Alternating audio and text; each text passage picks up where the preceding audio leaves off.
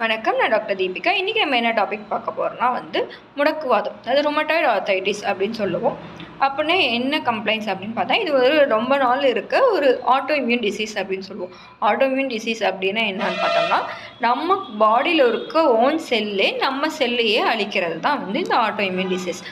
So இது எப்படி வருது அப்படின்னு பார்த்தோம்னா, இதுக்கு காஸ் என்ன அப்படின்றது இது வரைக்கும் நம்ம கண்டுபிடிக்கல.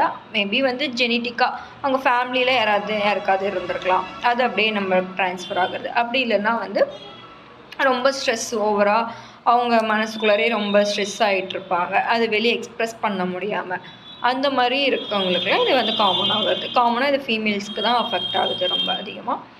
ஸோ இது எந்த இதெல்லாம் அஃபெக்ட் ஆகும்னு பார்த்தோன்னா, எல்லா ஜாயின்ஸும். ஒரு ஜாயிண்ட் இல்லை, மல்டிபிள் ஜாயின்ட்ஸ் அஃபெக்ட் ஆகும். சின்ன ஜாயிண்ட்லேருந்து பெரிய ஜாயிண்ட் வரைக்கும், நீ ஜாயிண்ட்டு, எல்போ, ஷோல்டர், இந்த மாதிரி கையில் உள்ள ஜாயின்ட்ஸ், காலில் உள்ள ஜாயின்ட்ஸ், எல்லா ஜாயின்ட்ஸுமே அஃபெக்ட் ஆகும். சிம்டம்ஸ் என்ன இருக்குன்னு பார்த்தோம்னா, பெயின் சிவியராக இருக்கும். டச் பண்ணவே முடியாது, அவ்வளோ பெயின் இருக்கும். தென் பெயின் கூடவே வீக்கம் இருக்கும், ஸ்வெல்லிங்கும் இருக்கும். அதை டச் பண்ணால் பெயின் அதிகமாக இருக்கும். தென் சூடாக இருக்கும். தென் காலையில் எழுந்திரிக்கவே முடியாது அவங்களால. மார்னிங் ஸ்டிஃப்னஸ் அப்படின்னு சொல்லுவோம். காலையில் எழுந்திரிச்சா அவங்க பெட்டை விட்டு எந்திரிக்கிறதுக்கே ஒரு 45 மினிட்ஸ் ஆயிரும். ஸோ மார்னிங் தூங்கி எந்திரிக்கப்போ தான் இந்த பெயின் சிவியரிட்டியாக இருக்கும்.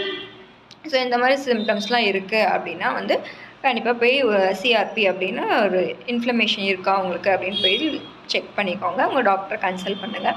ஸோ இதுக்கு என்ன மாதிரி டயட் ஃபாலோ பண்ணோம் அப்படின்னு பார்த்தோம்னா விட்டமின் ரிச் ஃபுட்ஸு எடுத்துக்கலாம். தென் கால்சியம் ரிச் ஃபுட் டெய்லி ஒரு ½ அன் ஹவர் சன் எக்ஸ்போஷரில் இருக்கணும். அப்போ தான் நம்ம போனில் கால்சியம் அந்த விட்டமின் அப்சார்ப்ஷன் இருக்கும். ஸோ அந்த மாதிரி ஹீட் கொடுத்துக்கிறப்போ நம்ம பெயின் கொஞ்சம் பெட்டராக இருக்கும். தென் விட்டமின் சி இருக்குது. அதில் ஆன்டி ஆக்சிடென்ட்ஸ் அப்படின்னு சொல்கிறோம். சிட்ரஸ் ஃப்ரூட்ஸ் எல்லாம் எடுத்துக்கலாம். சிட்ரஸ் ஃப்ரூட்ஸு, அப்புறம் மஞ்சள், இஞ்சி, பூண்டு அதெல்லாம் அதிகமாக எடுத்துக்கோங்க. அதெல்லாம் ஆன்டி ஆக்சிடென்ட்ஸ் ஃபுட்ஸு. ஸோ உங்கள் சாப்பிட்றப்ப டெய்லி பாலில் மஞ்சத்தூள் போட்டு குடிங்க. வெறும் பாலாக குடிக்கக்கூடாது. ஏன்னா டெய்ரி ப்ராடக்ட்ஸ் எல்லாமே பெயினை இன்ஃப்ளமேஷன் இன்னும் இன்க்ரீஸ் பண்ண வாய்ப்பு இருக்குது. ஸோ பால் குடித்தா மஞ்சத்தூள் போட்டு குடிக்க பழகிக்கோங்க. தென் பூண்டு அதிகமாக சேர்த்திக்கோங்க. பூண்டு, இஞ்சி அதெல்லாம் சேர்த்திக்கோங்க. அதெல்லாம் ஆன்டி ஆக்சிடென்ட்ஸு. தென் சிட்ரஸ் ஃப்ரூட்ஸ் எல்லாமே சேர்த்திக்கலாம். அது ஆரஞ்சு, லெமன் அந்த மாதிரி கிரேப்ஸு அந்த மாதிரி சிட்ரஸ் ஃப்ரூட்ஸு அதிகமாக எடுத்துக்கோங்க. தென் ஆயில் பார்த்தோம்னா ஆலிவ் ஆயில் நல்லது. தென் ஆயில் வச்சு லைட்டாக அதுக்கு மேலே அப்ளை மட்டும் பண்ணுங்கள். தேய்க்கக்கூடாது. வச்சா வீக்கமாயிரும். தென் ஃபுட்ஸு நான் ஃப்ரூட்ஸ், நட்ஸு, ஒமேகா 3 அதாவது நான் வெஜிடேரியன்ஸ்னால் அப்படின்னா ஃபிஷ்ஷு தாராளமாக எடுத்துக்கலாம். அதில் ஒமேகா 3 அதிகமாக இருக்குது. ஸோ அதே வெஜிடேரியன்ஸ் அப்படின்னா சீட்ஸு அந்த மாதிரி எடுத்துக்கோங்க. சீட்ஸு, நட்ஸு அதெல்லாம் அதிகமாக எடுத்துக்கலாம். தென் பீன்ஸோ அந்த மாதிரி ஐட்டம்ஸ் எல்லாம் அதிகமாக எடுத்துக்கோங்க. க்ரீன் லீஃப், அப்புறம் ப்ரொக்கோலி அதெல்லாம் அதிகமாக எடுத்துக்கிட்டிங்கன்னா அதெல்லாம் கால்சியம் அதிகமாக இருக்குது. ஸோ அந்த மாதிரி டயட்டை ஃபாலோ பண்ணிக்கோங்க. ஸோ இந்த மாதிரி ஹெல்த் ரிலேட்டட் டிப்ஸ் வேணுன்னா நம்ம சேனலை சப்ஸ்கிரைப் பண்ணிக்கோங்க. ஃப்ரெண்ட்ஸ் அண்ட் ஃபேமிலிக்கு ஷேர் பண்ணுங்கள். தேங்க்யூ.